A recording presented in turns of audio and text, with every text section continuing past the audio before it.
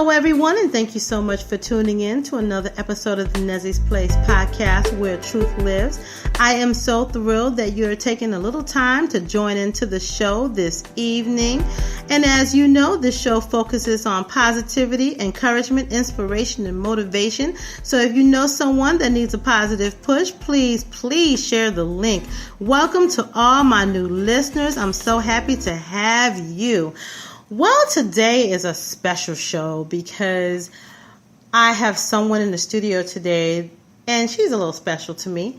And we wanted to get together to have this show, and it's my daughter, Krislyn. Hello.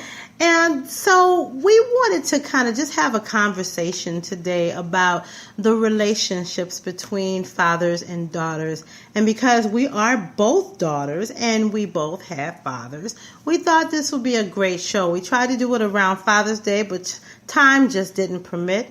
So we thought, better late than never, right? So we're going to jump right in, and we're going to talk a little bit about that. And this show is very candid and transparent, and it's nothing but the truth. So whatever's said today, it is all truth, and we live it, and we're living it every day. So we're going to jump right in, okay? Right. How about that? Let's do it. Let's do it. Well, so let me ask you this, because I think it's very important for people to understand from a daughter's perspective. Why do you think it's important for fathers to have a special bond with their daughters? It's important because it's the first man that we look at and that we admire. And to just show that foundation and to see how a man is supposed to treat a woman, as a family, and to be that manly, man in their life. Influence. Right. And, as you get older, you look at when you're dating, you always want someone like your dad. Like your dad. But in my case, it wasn't like that. But thank God that I had other male figures that I looked up to that showed me that. So, it's just to show, protection. Exactly. And, so they can have that good bond. Well, that is true. We're going to talk about that in a little bit. We're going to touch on that aspect, what you said about that you didn't look at him per se as being that role model. And I think really identifying why you didn't look to him is very important right now. But as we moved here in 2000. But before we go into that, I want to talk a little bit about my dad and the relationship that we had.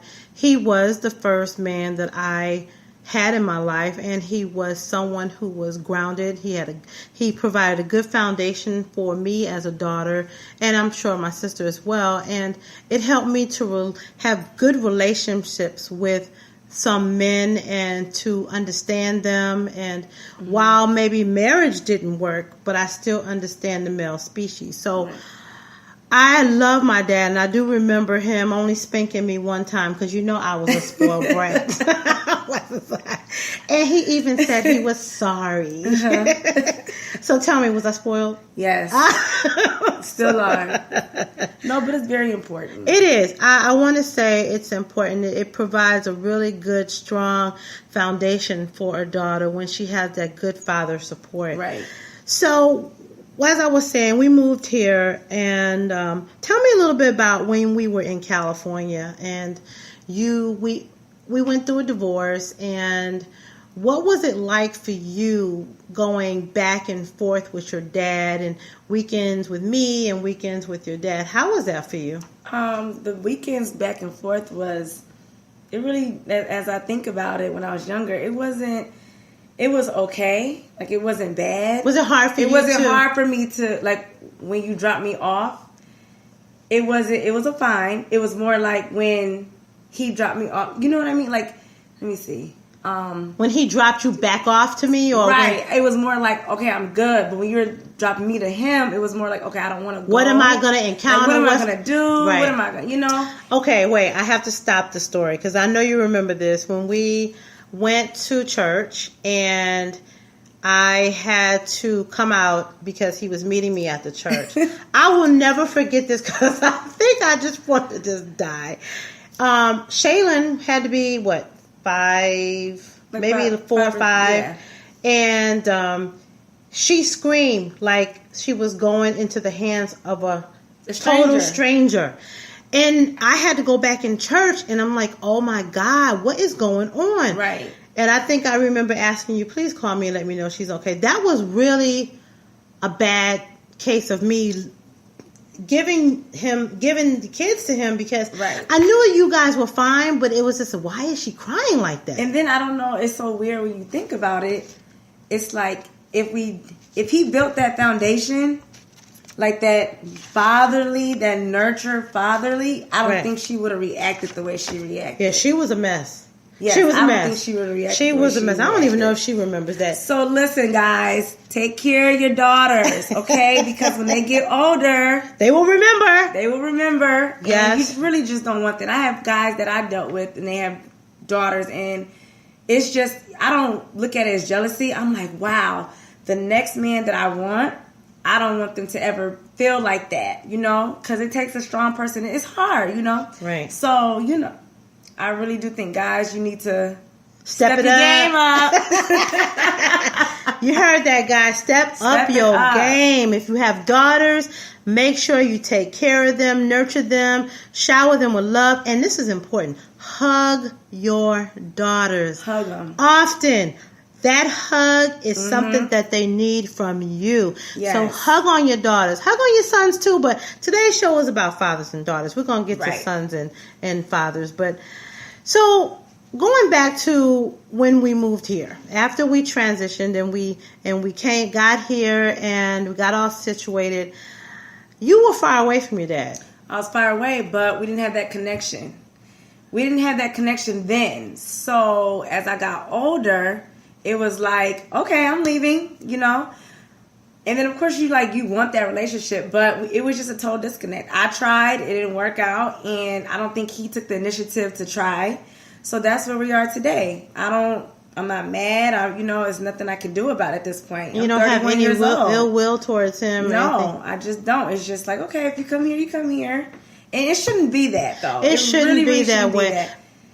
I don't think distance matters. I really don't. It's the connection, because we have friends in California. We have friends that we're far away and we still connect. You know, so it just depends on what they want to do and where they are in their life.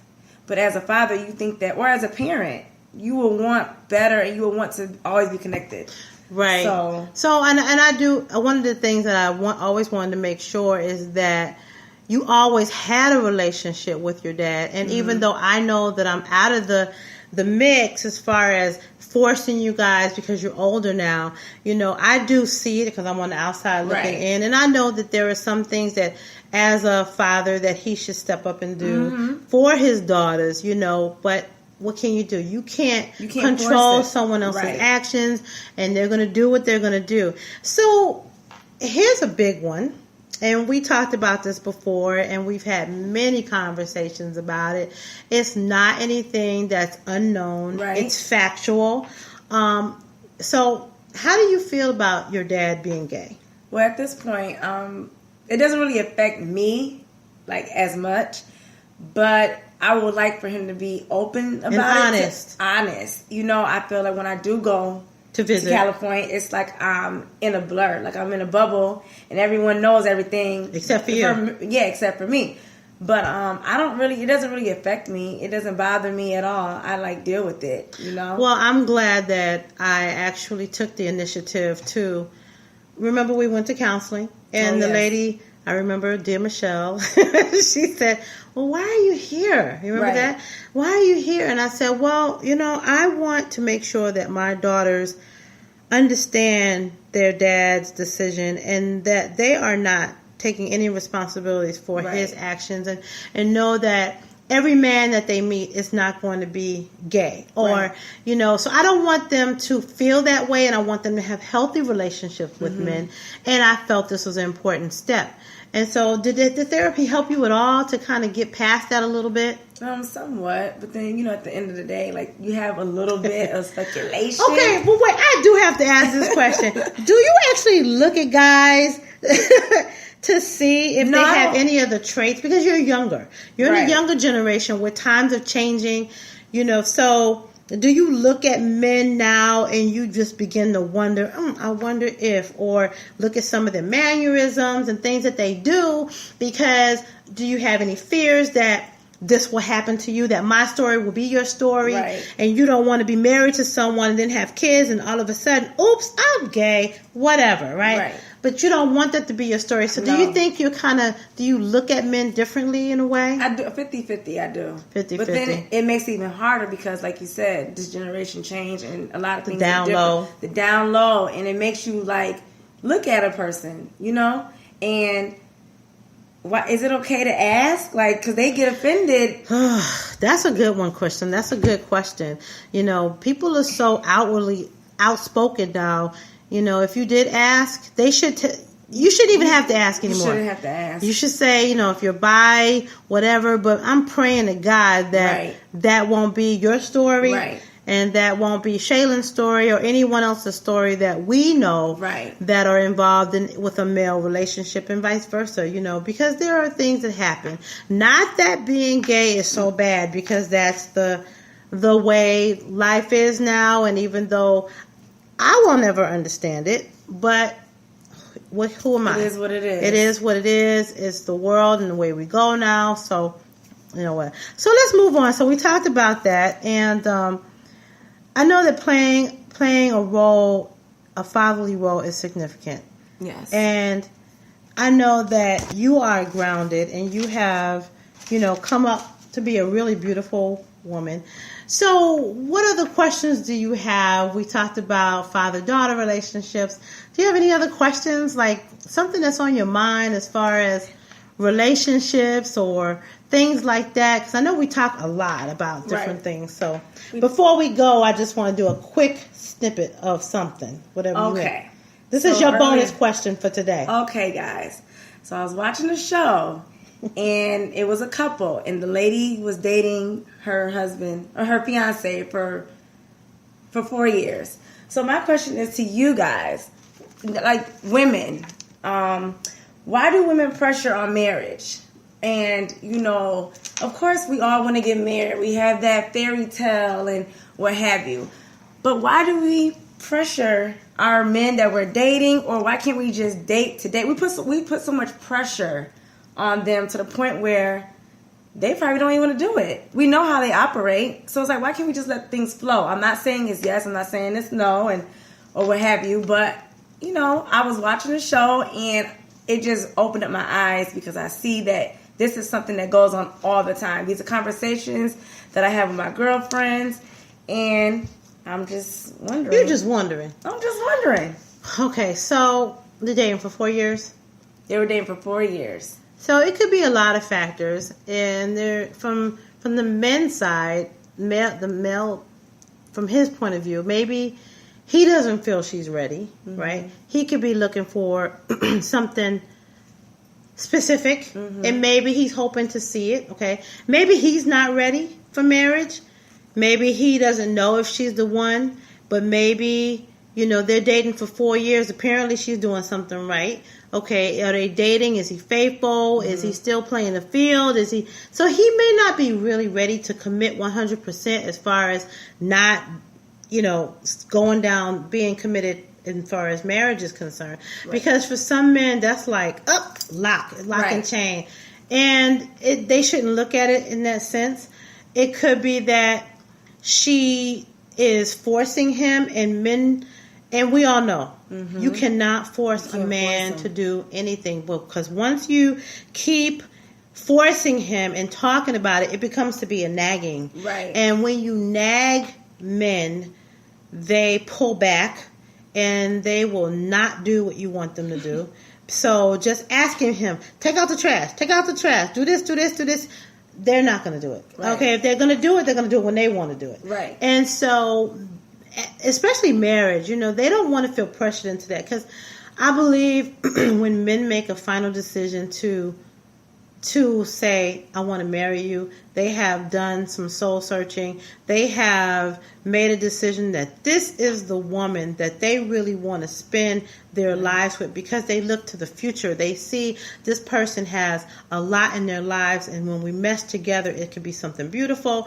So there's a lot of factors. As far as she is concerned, she could be forcing him because how old is she, right? But could be she's older and she wants to get married. Society says, well, we should get married by a certain age, but there's no age on marriage. You have to do it when it's right for the both of you. And she could be, you hear people say something about my time is ticking, or my clock is ticking, or whatever it is.